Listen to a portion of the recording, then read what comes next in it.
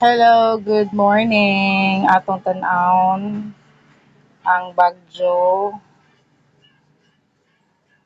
ang forecast. So today is Saturday. So inguman sila nga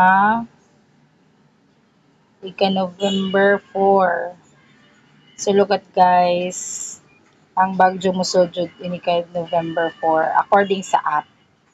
So by Monday, tan-awon guys, di na sa dire. Dako-dako siya guys oh. By Monday 4 p.m. Sumusod na din si Zerica Tuesday, guys. O, tanawa siya, guys. Dakuah ang mata ni Ja. Takloban. Asa lang maasin, guys. Di ang maasin dia, guys.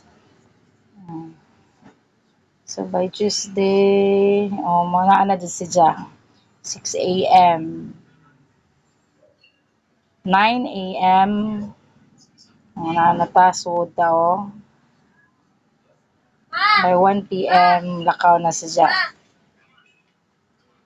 Okay, so careful everyone, mangandam na taan ni.